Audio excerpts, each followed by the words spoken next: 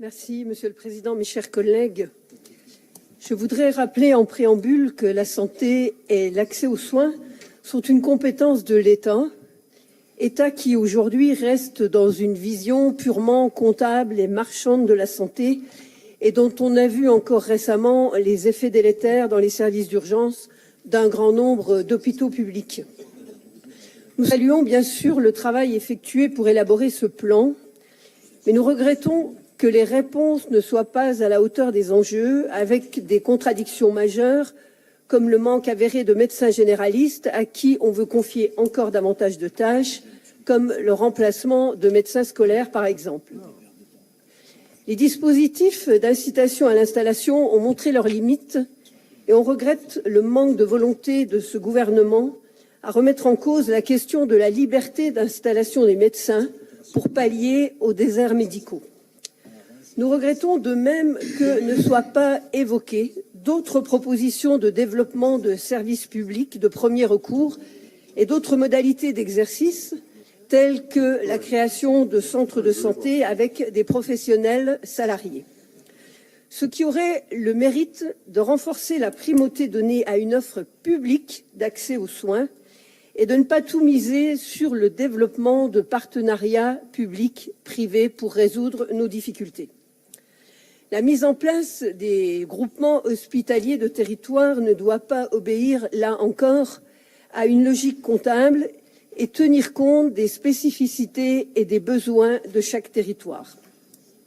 Les services d'urgence, le maintien ou non des maternités dans les territoires périphériques conditionnent l'égal accès de tous les citoyens à des soins nécessaires, y compris des soins spécialisés.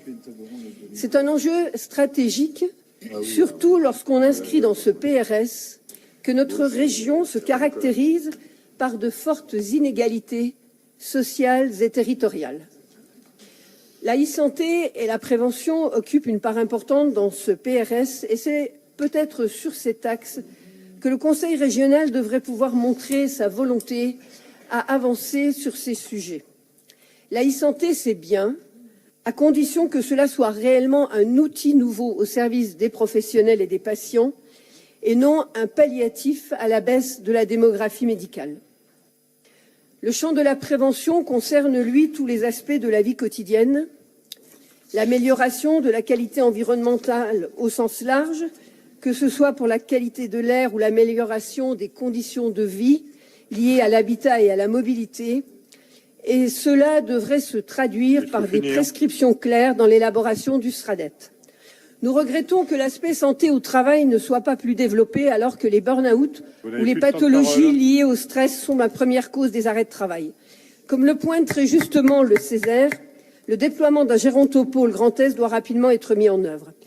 J'évoquerai très rapidement les questions liées au vieillissement et le problème des EHPAD, y compris la politique menée en prévention par rapport aux jeunes.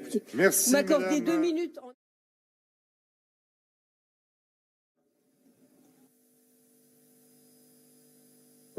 Oui. Merci, Monsieur le Président. Parce que ce projet régional de santé, au-delà des constats que nous partageons tous et des bonnes intentions que nous ne pouvons que partager, n'affiche pas fortement une volonté de maintenir et de développer un service public sur tout le territoire. Parce que sont reconduites des actions précédemment développées dans les précédentes régions sans que soient proposées des innovations majeures. Parce qu'on ne peut accepter, par exemple, que l'on mette la charrue avant les bœufs en supprimant des lits d'hospitalisation avant même d'avoir construit de véritables réseaux de prise en charge ambulatoire. Parce qu'il y a nécessité d'une véritable évaluation des dispositifs des maisons de santé pluriprofessionnelles installées sur notre territoire depuis le précédent PRS.